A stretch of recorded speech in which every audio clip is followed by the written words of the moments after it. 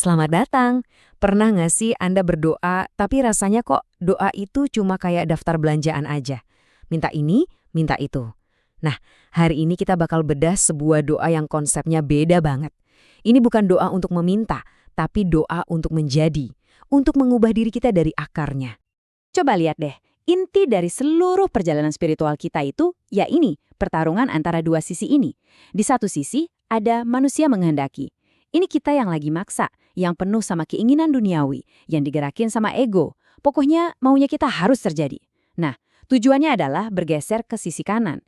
Manusia dikehendaki. Di sini kita belajar buat pasrah, buat berserah diri, dan membiarkan diri kita ini dibimbing sama yang di atas.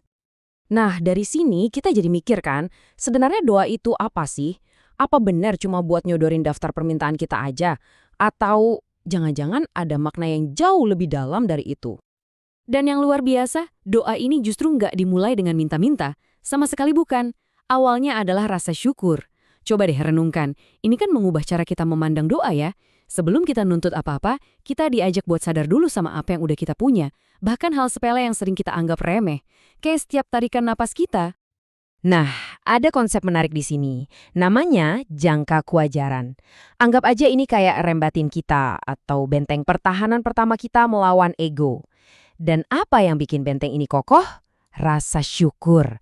Syukur inilah yang nahan kita biar nggak kebawa arus keinginan yang nggak ada habisnya, yang ngejaga ego kita supaya tetap pada tempatnya. Oke, langkah pertamanya apa?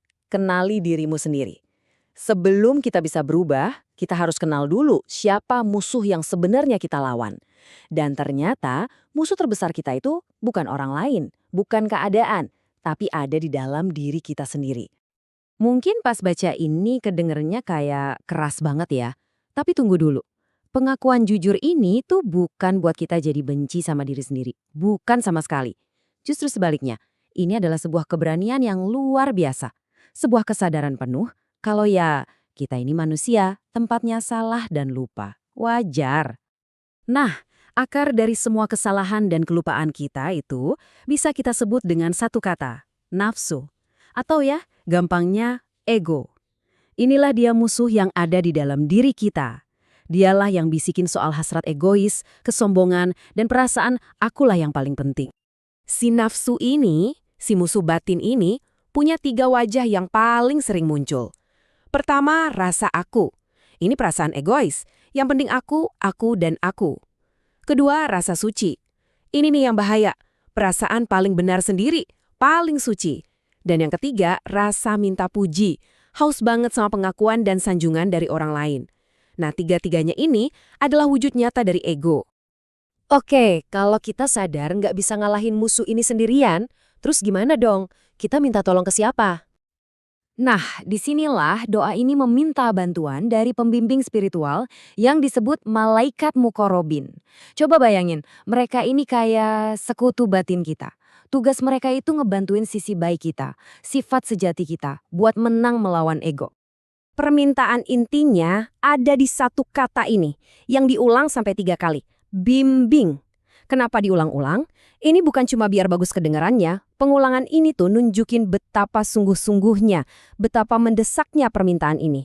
Ini kayak teriakan tulus dari jiwa yang benar-benar butuh arahan. Dan pesannya jelas banget, ini bukan main-main. Tanpa bimbingan ilahi ini, semua usaha spiritual kita itu bukan cuma bakal sia-sia, tapi udah dipastiin bakal hancur lebur, gagal total. Jadi, ini poin paling pentingnya. Tanpa bimbingan dan kemurnian batin itu, semua ibadah kita, semua perbuatan baik kita, nilai spiritualnya di mata Tuhan itu nol besar. Kosong, sia-sia. Oke, kalau gitu, hidup yang terbimbing itu kelihatannya kayak apa sih? Jalan mana yang harus kita ambil buat sampai ke tujuan utamanya, yaitu keridhaan Allah?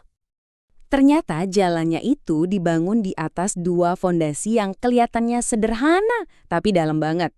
Pertama, hidupmu harus bermanfaat, buat dirimu, buat orang lain, baik secara fisik maupun spiritual. Kedua, semua yang kamu lakuin itu harus dengan niat yang lurus, dilakukan dengan sadar, sabar, dan tujuannya cuma satu, untuk Allah, bukan buat yang lain. Analogi dua rel kereta ini ngebantu banget buat ngebayanginnya. Jadi, hidup kita ini kayak kereta yang jalan di atas dua rel. Tugas kita itu fokus 100% ke rel sebelah kanan, yaitu niat kita yang bersih, lurus cuma untuk Tuhan.